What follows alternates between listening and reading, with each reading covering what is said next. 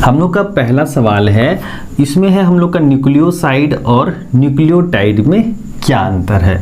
तो ध्यान में रखिएगा, जब न्यूक्लियोसाइड की बात आएगी ना तो इसमें आपका नाइट्रोजनस बेस यानी कि नाइट्रोजन क्षार और पेंटोज शुगर शामिल होगा।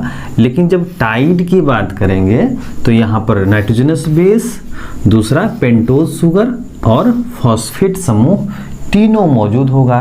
तो यहाँ पर क्या है, न्यूक्लियोसाइड में आपके फॉस्फेट समूह नहीं है, लेकिन जब फॉस्फेट समूह ऐड हो जाता है तो ये क्या बन जाते हैं, न्यूक्लियोटाइड बन जाते हैं। और हम लोगों ने देखा भी था कि डीएनए जो होते हैं वह किसके बने होते हैं, पॉलीन्यूक्लियोटाइड चेन के बने होते हैं, है ना। तो ध्यान में रखिएगा, फॉस्फेट समूह जब रिमूव कर जाता है तो ये बन जाते हैं साइड, और जब फॉस्फेट समूह ऐड हो जाते हैं किसमें भाई, तो नाइट्रोजनस बेस में, पेंटोज शुगर में, तो आपका क्या कहलाएगा, न्यूक्लियोटाइड कहलाएगा। दूसरा सवाल है कि गेहूं के 4 हाइब्रिड वैरायटी के नाम बताएं। यानी कि आपको बताना है गेहूं के 4 उन्नत किस्मों के बारे में बताना है। पहला है सोनालिका, कल्याण सोना है, राजवदी है, उसका PBW है 550 है, PBW 343 है। तो ये गेहूं के कुछ प्रजातियां हैं जिसमें आपका सोनालिका, कल्याण सोना, राजवदी, PBW 550 के साथ साथ PBW 343 है। तो ध्यान में रखिएगा, ये आपके गेहूं के 4 हाइब्रिड वैरायटीज हैं, यानी संकर गेहूं है। ठीक है, अगला सवाल है कि नेम 5 क्लासेस ऑफ एंटीबॉडी, है ना। तो 5 वर्ग बताना है एंटीबॉडी का।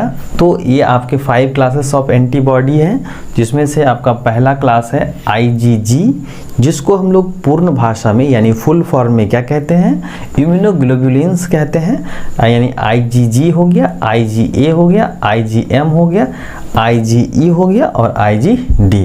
और इसी को हम लोग जो है फार्मूला के रूप में देखे थे, है ना। इसको हम लोग क्या बोलते हैं, GAMED, क्या कहते हैं, GAMED। तो ध्यान में रखिएगा आप लोग भी कि जब एंटीबॉडी की बात आएगी तो इसके 5 क्लासेस हैं, जिसमें आपको याद रखने GAMED। तो G हो गया, IgG हो गया, A आपका IgA हो गया, M हो गया IgM, IgE और IgD, ऐसे करके याद रखिएगा। ठीक है, तो जब बात आएगी, और ये आपके प्रीवियस ईयर में पूछे भी गए हैं, जितने भी सारे प्रश्न पत्र हैं ना, ये आपके जो हैं 2016 ईस्वी में ये पूछा गया है। तो याद रखिएगा 5 क्लासेस ऑफ एंटीबॉडी क्या है, GAMED याद रखिएगा। ठीक है, उसके बाद आ जाइए एविल क्वार्टेट क्या होता है। तो ध्यान से समझिए, जब क्या होता है कि हम लोगों के पर्यावरण में जितने भी सारे पेड़ पौधे और जीव जंतु हैं, ये सभी आपस में एक दूसरे से मिल करके हमारे पर्यावरण को संतुलित करते हैं। और ये विभिन्न प्रकार के पेड़ पौधे और जीव जंतुओं की जो प्रजातियां हैं ना, इसी को तो हम लोग जैव विविधता कहते हैं।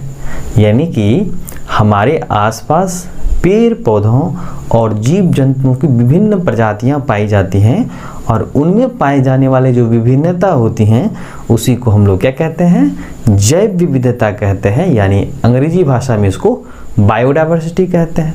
तो ये बायोडाइवर्सिटी जिन जिन कारणों से क्या होती हैं, नष्ट होती हैं, यानी खतरे में पहुंचेगी, इन्हीं कारकों को हम लोग क्या कहते हैं, एविल क्वार्टेट कहते हैं। ठीक है, तो ध्यान में रखिएगा, वे कारक या वैसे फैक्टर्स जो हमारी जैव विविधता को नष्ट करते हैं उसे हम लोग क्या कहते हैं, एविल क्वार्टेट कहते हैं। तो पहला जो कारक है वो है आपका हैबिटेट लॉस एंड फ्रेगमेंटेशन। जब किसी भी जीवों का अगर घर उजाड़ दिया जाए, आवास की क्षति हो जाए, जैसे हम लोग क्या करते हैं, अपने सुख सुविधाओं के लिए जो है वृक्षों को काट देते हैं, जंगलों को उजाड़ देते हैं, तो इस तरह से वहाँ पर रहने वाले जीव को खतरा होगा ना, यानी कि वे वहाँ नष्ट हो जाएंगे या तो दूर भाग जाएंगे। तो इस तरह से अगर किसी भी जीवों का अगर हैबिट लॉस हो जाए, आवास की क्षति हो जाएगी, तो फिर वो प्रजातियाँ जो हैं क्या हो जाएंगी, नष्ट हो जाएंगे, विलुप्त हो जाएंगे। अगला है ओवर एक्सप्लॉयटेशंस। अगर हम लोग किसी भी जीवों का ज़्यादा से ज़्यादा शोषण करते हैं, शिकार करते हैं, हंटिंग करते हैं, तो इस तरह से वे प्रजातियां क्या होती हैं, धीरे धीरे विलुप्त होती हैं। अगला है को एक्सटेंशंस। तो ध्यान में रखिएगा, अगर कोई भी जीवधारी जो है अगर नष्ट होता है तो उनके जो लेवल होते हैं, आगे आने वाले लेवल्स और जो पीछे लेवल पर जो है भारी खतरा पहुंचता है, यानी कि सह विलुप्तता का शिकार होता है। जैसे अगर कोई जीव इस पृथ्वी से हट जाए तो उनके जो अगले वाले स्तर हैं, पोषी स्तर हैं, उस पर तो उसका विपरीत प्रभाव पड़ेगा, है ना। तो ध्यान में रखिएगा, जब क्या होती है, सह विलुप्तता होती है, तो भी जो है आपके बायोडायवर्सिटी क्या होते हैं, विलुप्त हो जाते हैं। अगला है विदेशी प्रजाति यानी एलियन स्पीशीज। तो ध्यान में रखिएगा, अगर कोई भी प्रजाति किसी भी क्षेत्र में आती है और वह दूसरे पेड़ पौधे जीव जंतुओं को क्या करती हैं, भारी नुकसान पहुंचाती हैं, तो इस तरह से भी क्या होता है, हमारी जैव विविधता नष्ट होती हैं। तो ये सभी कारक क्या कहलाते हैं, एविल क्वार्टेट कहलाते हैं।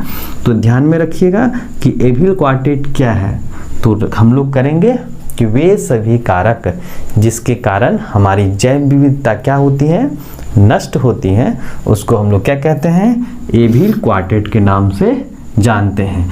तो ध्यान में रखिएगा, ये 4 कारक हैं। पहला कारक है हैबिटेट लॉस एंड फ्रेगमेंटेशंस, जिसको हम लोग आवास की क्षति कहे। दूसरा है ओवर एक्सप्लॉयटेशन, यानी कि ज़्यादा से ज़्यादा जीवों का शिकार करेंगे तो ऐसा होगा। सह विलुप्तता है यानी को एक्सटेंशंस है। और दूसरा है विदेशी प्रजाति यानी एलियन स्पीशीज है। अब आगे आइए, ऐसे नीलहरित शैवाल के नाम बताएं जो जैव उर्वरक का कार्य करते हैं। देखिए इस तरह से जो ना, इस प्रकार का सवाल बहुत बार पूछा भी गया है। नीलहरित शैवाल का नया नाम क्या है, तो इसको हम लोग ब्लू ग्रीन एल्गी अंग्रेजी भाषा में कहते हैं, या इसको हम लोग साइनोबैक्टीरिया कहते हैं, है ना। तो ध्यान में रखिएगा कि ब्लू ग्रीन एल्गी जो आपको कहाँ मिलते हैं, जलीय आवासों में मिलते हैं, है ना, यानी कि तालाब में मिलते हैं, पोखर में मिलते हैं आपको, और ज़्यादातर आपको धान के खेतों में देखने को मिलते हैं। तो अगर हम लोग साइनोबैक्टीरिया की बात करें, ब्लू ग्रीन एल्गी की बात करें, जिसमें आपका एग्जाम्पल्स में आता है नॉस्टॉक, एनाबिना और ऑसिलेटोरिया, जो नाइट्रोजन फिक्सेशन का काम करते हैं और यहाँ पर बताया गया उर्वरक में मददगार होगा। तो इन सबों में क्या होता है, हेटेरोसिस्ट पाया जाता है, यानी कि ध्यान में रखिएगा, हेटेरोसिस्ट याद रखना है आप लोगों को, हेटेरोसिस्ट पाया जाता है।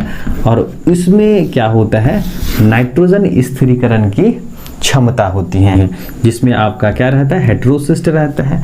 जिसके एग्जाम्पल्स में याद रखिएगा नॉस्टॉक, एनाबिना और ऑसिलेटोरिया। ठीक है, अब आ जाइए शुक्राणु के मध्य भाग में क्या पाया जाता है।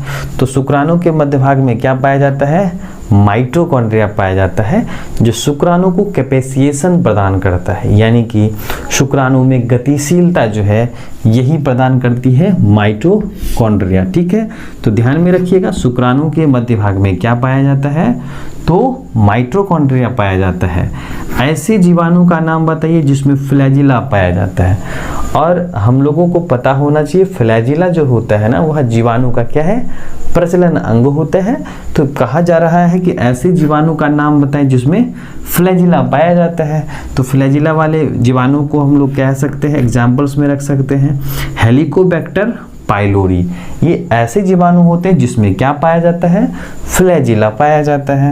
अब आगे ये टिटनस का जो है जीवाणु का नाम बताइए, यानी टिटनस किस प्रकार के जीवाणु से होते हैं। तो ये होते हैं आपके क्लोस्ट्रीडियम टेटनाई से होते हैं। तो ये सारे के सारे हो गए आपके प्रीवियस ईयर में पूछे गए, और आप जो है ये देख सकते हैं आपके अपने क्वेश्चन बैंक में ये सारा का सारा जो है सवाल प्रीवियस ईयर में पूछा गया है।